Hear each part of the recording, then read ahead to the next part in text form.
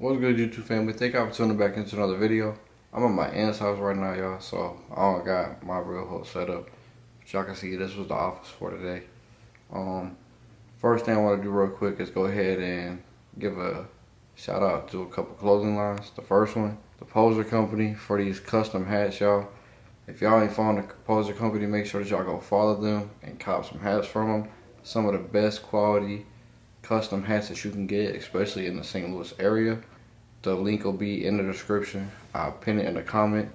And yeah, make sure that y'all go follow them and go get a hat from them. The next company I want to give a shout out to is my company, Always Advanced Clothing. As y'all can see, I'm wearing the Equality Matthew 22, 37 through 39 shirt. Y'all haven't made nothing for a minute, but it's a reason behind that. I'm really doing the research on what we are and aren't supposed to wear as men and women of God. It's also more reasons why I haven't made nothing for a minute, but that's like the main one. Another thing I want to say is I hope y'all had a good, blessed Christmas and that y'all and y'all families traveled back and forth safe. Thank y'all for tuning into this video. Make sure that y'all like, comment, subscribe, and watch through the whole video. This helps me a lot because it puts me more in YouTube's algorithm so I can continue to grow and to reach more people and help more people while using the gifts and abilities God has given me to glorify Him and His name, to spread the gospel, and to make Him and His name known. Thank y'all for tuning into this video. I hope that y'all enjoy this tutorial, and God bless. Alright y'all, so to get into the tutorial, the first thing you want to do before you pick up any clipper or trimmer is you want to prep the hair. Because he has a wavelength haircut, to prep the hair, I'm going to comb the hair. You want to comb and not brush, because brushing lays the hair flat, combing lifts the hair off the scalp, which is going to help you to get the most even cut possible. And when you're combing, make sure that you're looking for like the crown. Make sure that you're seeing how many crowns they have, if they have any perfections in their head, maybe if they have a cowlick. Check for all those things in the preparation for the haircut. Now to cut his hair down, I have a number 1 guard on, my Babyliss Low Pro FX clipper, and I'm just going with the grain in the same pattern, in the same direction that I just combed his hair out in. This is going to help you to prevent putting any gaps in the client's head or anything like that. And just make sure that you do everything consistently and go over it multiple times and comb through while you're doing it so you can get the most even cut possible. Always be considerate of the client. That's why I was wiping his face off. For the back guideline, I'm going to put just a little bit of arch shape into it, not too much. Then I'm going to go ahead and I'm going to ball the area out. Y'all, cleanliness is next to godliness, so make sure that your guidelines are nice, clean, neat, and even. They're also like the foundation of the haircut, so it's going to play a big factor in determining how good your haircut turns out, really. So since we're doing a high taper, I'm going to bottom out from the bottom of the vertical bar to the top of his ear, and y'all can see how I like to flip my clipper just to get that nice, clean look on the beard. Then I'm gonna do the same thing and make sure they match up on both sides. You want the sides to be opposite reciprocal so that it's the same haircut on both sides. Right here, I'm gonna go ahead and I'm gonna fade his beard in, so I'm gonna have my blade open, just go down with it, but I'm not laying it flat. I was kind of scooping out at the end. And then next, I'm just gonna open halfway and close, fading up the beard.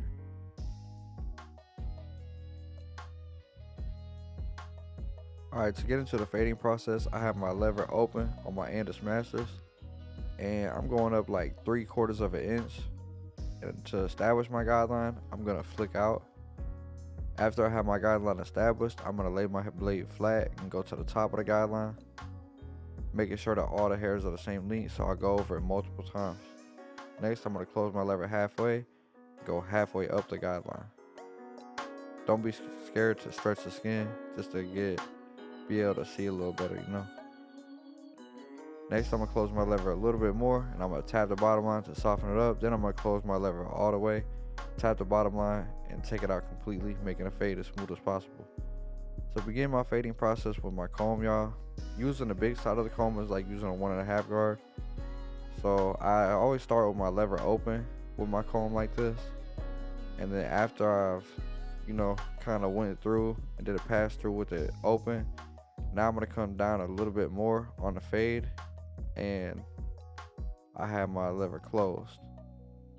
And if I need to go a little higher, I'll just open my lever back up. It's kind of hard to explain, but just pay attention to my clipper and where my lever's at. and it'll make sense because it's either open or closed. It's not never halfway or nothing like that. It's either open or closed. Alright, y'all, so I'm at the point of the cut where I'm pretty much doing detail work. By detail work, I mean lever play, so open and closing my lever of my blade when need be, and corner work, using the last couple teeth of my blade or the corner of my blade to pinpoint dark spots, bring them to the light, and make the fade as smooth as possible. I'm also doing the same thing with my comb. Right now I'm going with the grain, with the blade open, just to soften it up. You gotta be careful when doing this, like make sure that you actually know what you're doing when you're doing that, because you could definitely cut too much if you ain't paying attention. Alright, y'all, so my message for today is going to be about Christmas, but before I even get into it, I want to get a few things on my chest real quick. First thing I want to say is, honestly, December 25th is probably not Jesus' real birthday. His birthday is probably in a more warm month, but since the world, or since at least the United States decided to celebrate Jesus' birthday as December 25th, it's like, as men and women of God, it's like we need to make known the reason for the season. And make known Jesus is the reason for the season, instead of, and it's not Santa Claus, it's Jesus. Like, don't let your kids believe in fake little Santa Claus bringing gifts and stuff. It's not about that. It's about Jesus, and Jesus is the best gift that any of us could ever receive anyway. So make sure that you make known the reason for the season. Another thing I want to say is, how can Jesus be a white man's religion when Jesus isn't even white? So don't let these people in the world trick y'all, man. That's two things I just wanted to say real quick. Now I'm gonna go ahead and I'm gonna read some verses for y'all.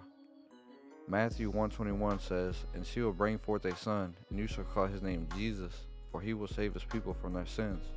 Isaiah 9:6 says, "For unto us a child is born, unto us a son is given, and the government will be upon his shoulders, and his name will be called Wonderful, Counselor, Mighty God, Everlasting Father, Prince of Peace." And we know that Jesus is a Prince of Peace. Another verse is 2 Corinthians 9:15, which says, "Thanks be to God for his indescribable gift." Also, there is John 3:16, which says, "For God so loved the world that he gave his only begotten Son, that whosoever believeth in him should not perish but have everlasting life." I hope y'all enjoyed the message. Y'all know I usually don't explain the back because it's really just always the same steps. With the back, it's literally the same steps, but you know, it's a bigger surface area, so the guidelines are bigger. So instead of going up like half an inch or 3/4 of an inch, I'm gonna go up like a full inch to put this first guideline in, flicking out, and then I'm gonna close my lever halfway and go halfway up the guideline. Make sure that you always cut against the grain. You see how his hair on this right side, it grows sideways, and how I had to turn my clipper. Next, I'm closing the lever a little bit more, and I'm tapping that bottom line. Then I'm going to close the lever all the way, tap the bottom line, and take it out completely, making it fade as smooth as possible. Right now, I have a number 1 guard on, and I'm just going up, right up under. See where he has a dip in his head? When you get clients that have a dip like that in their head, do not take the fade above that dip. Keep it below that. So I'm just going to go open halfway and close and work this down. And every time I close my clipper or close my lever, close my blade, I'm coming down on the fade a little bit. And I'm really just doing this to soften it up. I know it's not going to take this bottom line out completely, it's just going to soften it up for me. I even take the 1 guard and go with the grain to smooth it a little bit. Because like I said, you know, we cut it down with the 1.5 guard. Now I have my Babyliss 1 guard on because it cuts a little closer than the Master's 1 guard. And you can see it's pretty much taking the line out, but still, it's not going to take it out all the way. It's just softening it up. So I'm just working that line just to soften it up. I'm not really going up into the fade. Now I had the lever closed. And you can see like some spots you're going to have to work more because they're more dense. Alright, to get into his beard, I'm going to go ahead and I'm just put a little line in with the clippers or trimmers. These are the Babyliss Low Pro FX trimmers. And now I'm taking my Crispy Lines razor and I'm tapping this top line in. And I'm really going to show y'all how I do it. Like, you know, I put a little one in real quick. Then I'm going to go ahead and I'm going to tap another line in. Y'all can see how I'm stretching the skin. And at the angle I'm holding my razor at, make sure that you don't cut the client. I'm just doing little precise movements. Then I'm gonna connect the top to it. Crispy Line razor, man, I love this razor, this holder. One of my favorite ones. This is the one that's on my station. Right here, I'm gonna tap the back of his beard line in. Making sure I keep it nice and full and thick since he has a nice full thick beard. I'm gonna tap the bottom of his beard in. Once again, keeping it nice and thick. Nice, full and thick. Full, big, thick beard, you know? Y'all can see I put the mousse in. Got this hair laying smooth. So for the lineup preparation, y'all, I'm gonna go ahead and I'm gonna clean the surface area because artists don't paint on a dirty canvas. As barbers, we're artists.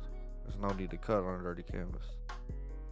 I went ahead and I threw some holding spray in, and I'm just drying it, making sure that my blow dryer is blowing cold air. I'm gonna tap the back of his beard line in with the crispy lines razor. Y'all, this really make your cut like pop a little more. You know what I'm saying? Especially when you're taking pictures or whatever. This is definitely a gem to pick up. Be careful when doing this though, cause it's a sensitive area, you know. Alright, y'all, so for the ear lineup, I like to start in the back and tap in like the slant around the neck. See how I'm just being patient and I'm not pushing it back. You don't gotta push these lineups back to make them crispy. Just make sure that you keep it natural and crispy as possible. And then I'm gonna convert it to using the corner of my blade or the last couple teeth of my blade to make the arch shape around the ear. Notice how I'm just going with what the head gives me. Like, I'm going with where the hair is growing and with the shape of the head and all that. Like, what's already there. I'm not trying to recreate his ear lineup. Then I'm gonna rinse and repeat and do the same thing on the other side. Making sure that both of them are matching up, looking very similar. Once again, like opposite reciprocal, you want every part of the haircut to look the same on both sides of the head. Obviously, some people have imperfections, but it's up to us to, you know, do what we do and make them match as much as possible. I always feel like this ear lineup though be setting the taper off so smooth. Y'all can see he don't have the perfect lineup, y'all. So all lineups are very delicate. So make sure that you're very careful with them. It's up to me and you and us as barbers not to dig into lineups and just get them as natural, crispy as possible. So with my lineups, y'all, I like to start in the middle, and once the front meets the side, I like to tap a vertical bar in. Make sure that you're very patient and make sure that you solidify your lineups. And by solidifying your lineups, I mean make sure you put your first initial line in and then comb any hairs over or comb through it so that you can get all the overhanging hairs so there aren't any. And that's how you solidify your lineup. And that's going to set you apart as a barber as far as the cutting aspect is involved, because not only did you give the client the most natural, crispy, clean lineup possible, you also gave them the most long-lasting lineup possible. So your work's going to last longer, and I promise you your clients will notice that. In this video, y'all, we was actually kind of pressed for time because my client had to be somewhere, so I didn't really get to record me using the enhancements, but I did put a light amount of enhancements in, as y'all can tell. Make sure when you use enhancements that you don't overdo it. Just keep it like a natural look still. Yeah, enhance the cut, but keep it like a natural look so it's just clean, you know what I'm saying? Clean work. Let me know what y'all think about this cut in the comment section. I think it turned out fire. Taper butter, line up extra crispy. If y'all came to my channel because you like watching barber videos, I hope this video satisfied you. If you came to learn something, I hope that you take something from my game, apply it to yours, and advance in your career, in your craft, in your life. And if you came for the message, I hope it reached you and touched your heart, your mind, your soul, and your body. Thank you, man, for tuning into another video. I truly appreciate every single one of you. We also just hit 25K, y'all. All the power, glory, honor, and praise be to God. Let's go, y'all. 50K. Let's get it. Make sure that y'all like, comment, and subscribe. Also, y'all, if you don't know, if you watch through the whole entire video for your favorite creators, that definitely helps them a lot. So make sure you watch through the whole videos. Also share it with other people. Merry Christmas, y'all, man. God bless you and your families. I hope that y'all have a blessed, safe Christmas. Thank y'all for tuning to the Late Show. I hope to see you back on the next video, and God bless.